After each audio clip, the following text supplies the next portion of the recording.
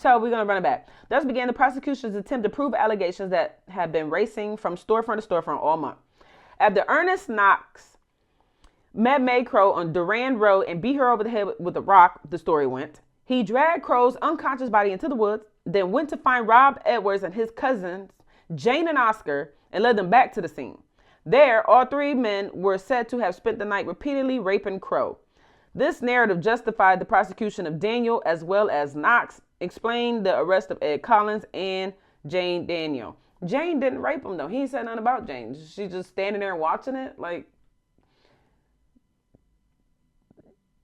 during this time, black people doing something like this just seems crazy. Especially when you got those two white people patrolling. And then, this is during the time where lynching was just so prevalent. Or, excuse me, it was so pervasive. Ugh, goodness gracious. This narrative justified the prosecution of Daniel as well as Knox, explained the arrest of Ed Collins and Jane Daniel, and most importantly, redefined the lynching of Rob Edwards as a just punishment for a heinous crime. As the prosecutor turned his back to Ed Collins, he told the jury that Knox, Daniel, and Edwards had borrowed Collins' lantern, not because they had stayed later than intended, not because it was dark, and not because they had a long walk home. Instead, the jury heard it was because a beautiful white girl was lying out there unconscious in the wood, and they needed a light to find her. Ooh, oh my goodness. White women ain't like these weirdos. Y'all really put way too much like oomph into white beauty. Ain't a human beautiful enough that somebody gonna do something like this, especially not no white woman. Come on, like this whole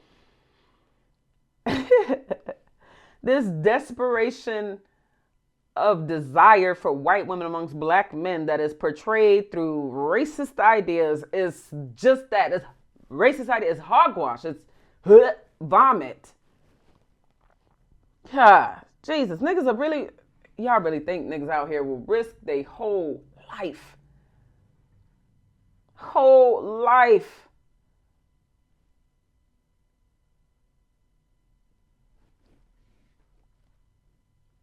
Oh, Jesus. For veg, period. Like, come. Just saying. Ain't no motherfreaking genitalia out here worthy enough for niggas to get lynched. Black people knew what it was hitting for. You can't even. Emmett Till was murdered for supposedly whistling at a white woman. You can't even look at these heifers. Walking past white people during these times, black people had to look away, look down. But you about to just be out here raping? Black people just, it's like, niggas, you don't even have an opportunity to commit a crime because when you don't even commit a crime, there's the assumption you did it.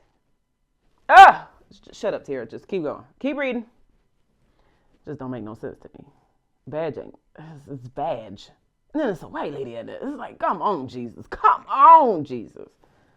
Oh, shut up, Tara. This is my flesh talking. God forgive me. Anyways. If you want people to think otherwise of you more positively, then give them more positive experiences.